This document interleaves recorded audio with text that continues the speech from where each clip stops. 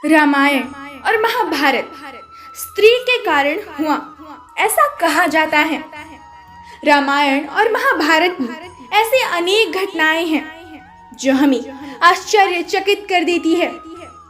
रामायण से लेकर महाभारत तक कुछ ऐसे किस्से भी हैं जब पति की मौत के बाद भाभी ने अपने देवर से विवाह किया है। आज हम इतिहास की कुछ ऐसी प्रभावशाली महिलाओं के विषय में जानेंगे जिन्होंने अपने पति की मौत के पश्चात अपने जेठ या देवर से विवाह किया है। उससे पूर्व यदि आप इस चैनल पर नए हैं तो चैनल को सब्सक्राइब कीजिए और बेल आइकन को भी अवश्य प्रेस कीजिए ताकि हमारे नए वीडियो सबसे पहले आपके पास पहुंचे। तो चलिए शुरू करते हैं। बाली की पत्नी तारा का सुग्रीव से विवाह। महापराक्रमी बाली का विवाह तारा से हुआ था और तारा स्वयं एक अप्सरा थी। समुद्र मंथन से जो अप्सराएं निकली उनमें से तारा भी निकली थी। ऐसा कहा जाता है कि तारा पंच कन्याओं में से एक है। बाली ने अपने भाई सुग्रीव को किष्किंधा नगरी से निष्कासित किया था। तब सुग्रीव मदद मांगने प्रभु श्री राम के पास गया। बाली और सुग्रीव का युद्ध चल रहा था। तब श्री राम ने बाली का वध किया। ये बात जब तारा को पता चली तो वो बाली का सर अपनी गोद में रखकर विलाप करने लगी। तो अंत समय में बाली ने अपनी पत्नी से कहा कि उसकी मृत्यु के पश्चात वो उसके छोटे भाई सुग्रीव से विवाह कर ले। पति की आज्ञा का पालन करते हुए तारा सुग्रीव से विवाह करने के लिए तैयार हो गई।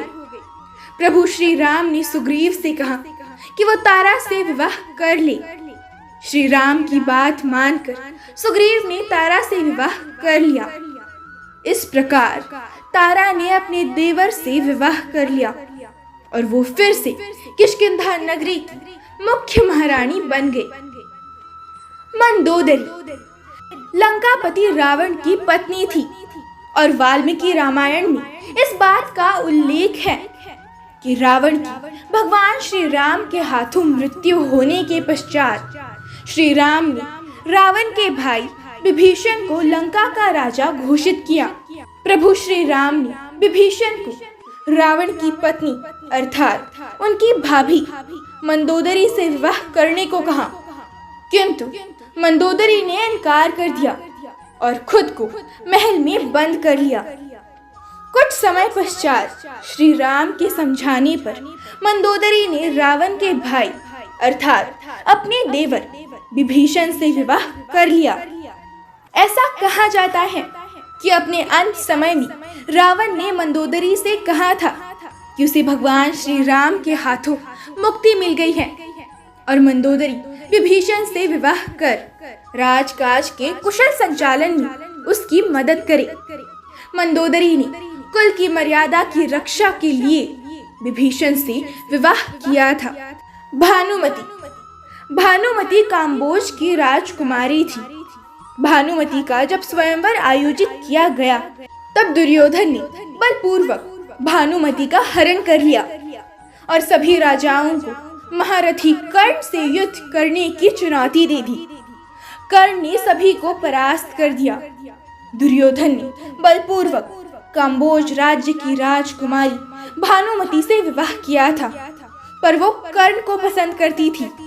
ऐसा कहा जाता है कि महाभारत के युद्ध में जब कर्ण और दुर्योधन दोनों मारे गए तो भानुमति ने अर्जुन को अपना पति मानकर उनसे विवाह कर लिया था। अंबिका और अंबालिका पितामह भीष्म ने काशी की राजकुमारी अंबिका और अंबालिका का विवाह अपने सौतेले भाई विचित्रवीर्य से करवाया था।